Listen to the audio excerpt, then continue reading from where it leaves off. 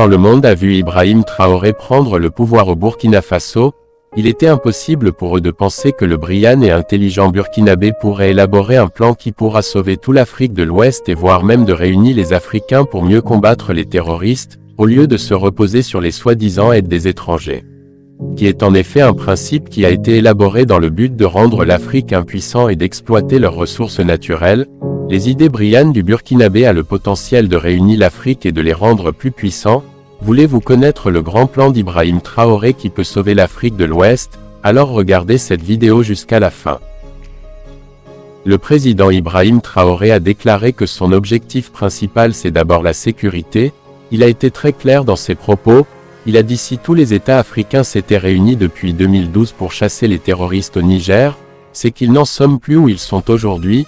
Donc voici ce qu'a proposé le président Ibrahim Traoré lors de son dernier discours. Il a dit, les présidents africains devraient plutôt s'unir pour créer une organisation de sécurité au lieu d'essayer de combattre individuellement les terroristes, ce qui semblerait être très difficile. Au Burkina Faso, il dit la même chose mais d'une autre manière. Il dit qu'il ne serait pas important de faire les élections tant qu'il n'y a pas de sécurité. Le président Ibrahim Traoré pour atteindre son plan a fait des alliances avec plusieurs pays notamment la Russie. Il a également apporté son soutien au Niger car il sait que si le Niger tombe, lui il tombera aussi. C'est ainsi la première pierre qu'il a bâtir pour son plan miraculeux. Il appelle également tous les autres États africains à apporter leur soutien. Le brillant président a fait constater que tous les pays du Sahel qui étaient en guerre dans le passé et qui se sont mis en demander de l'aide aux États étrangers, sont toujours en guerre aujourd'hui.